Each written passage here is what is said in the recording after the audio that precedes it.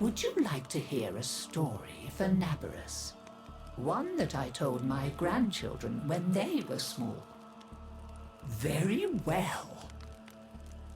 Long ago, in the Orokin days, a golden people lived in spoiled luxury.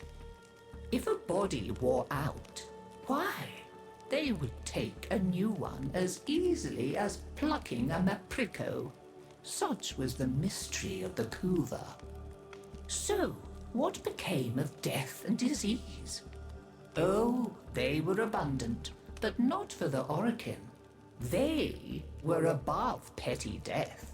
Such was their contempt that they decreed a special day on which to make fun of it. On Naberus, the night of memory, the shining people laughed at death.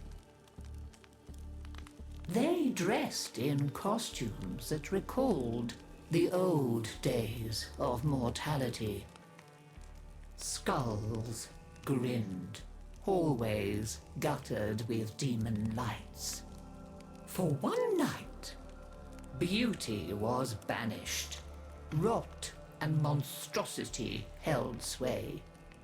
Now, on one very special Naberus, 3 pretty Orokin were bored, as Orokin so often were. Naberus no longer holds its magic for me, sighed one. Masks and costumes are for children, grumbled another. Why follow the crowd, mused the third. Are we not the very elite of the elite? Ha ha! Up, my Kissingtons, my luscious loves. Send for blue Kuva and hot lights. I have a sport that will mend all.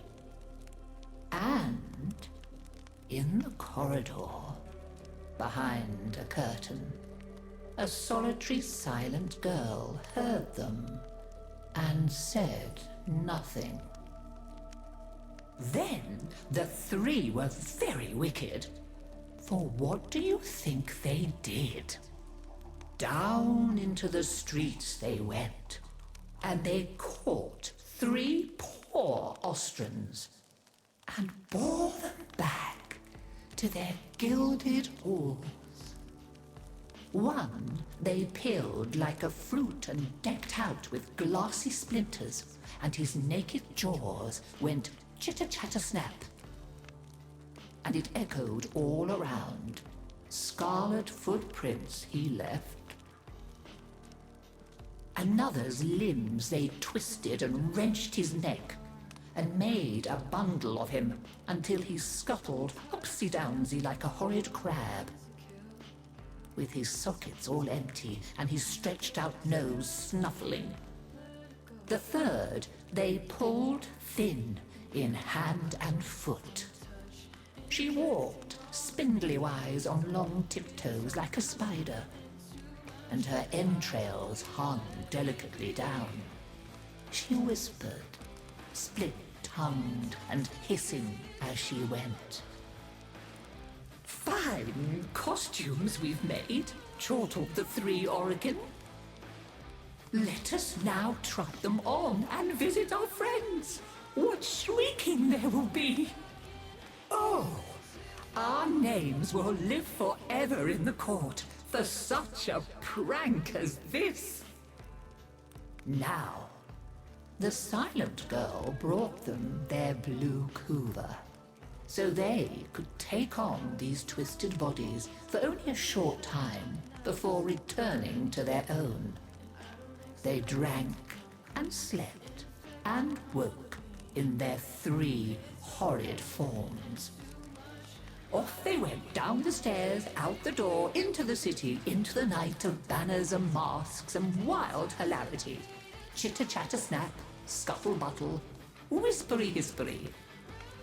As you can imagine, there were many screams and laughs. Such cleverness, such wit. But in a high room of the tower, the silent girl looked at the faces of the 3 sleeping Orokin. She went and opened a little ivory door that she was not supposed to know about, and drew forth a flask that she would have been glassed for even looking at.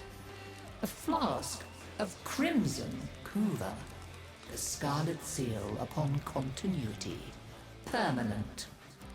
And she tipped it down 3 cruel throats. With a little laugh, she went skating away, never to return. There were many screams that Naberus night, but when the sun came up, none screamed so loud as the 3 who found that they were trapped in the hideous bodies they themselves had fashioned forever and ever.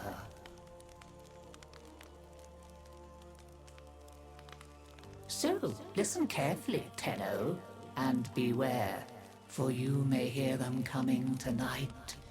Whispery-hispery on long stalking bones, scuttle-buttle with his eyes all empty, and skinless, dripping-handed, chitter-chatter-snap. Happy Naberus!